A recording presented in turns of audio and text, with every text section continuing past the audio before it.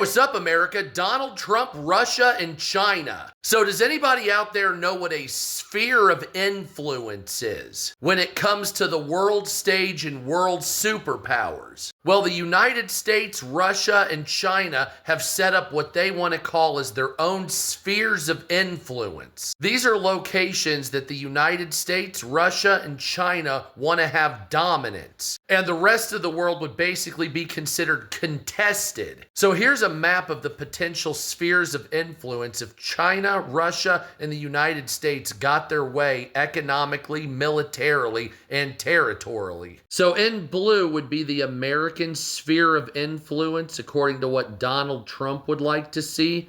In red is the sphere of influence, according to what Vladimir Putin would like to see. And in the yellow is a sphere of influence of what China and Xi Jinping would like to see.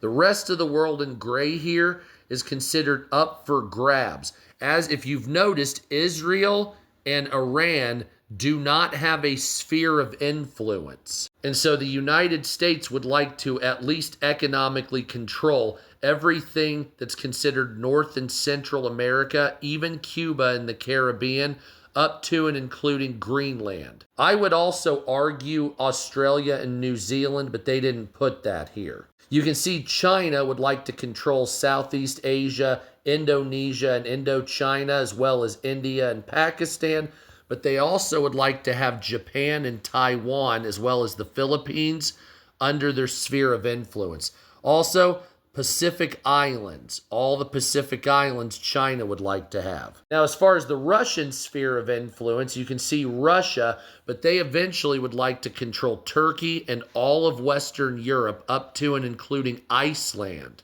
Now, the rest of the world, South America, Africa, the Near East, and the Middle East, and Australia and the Arctic would be considered contested or up for grabs.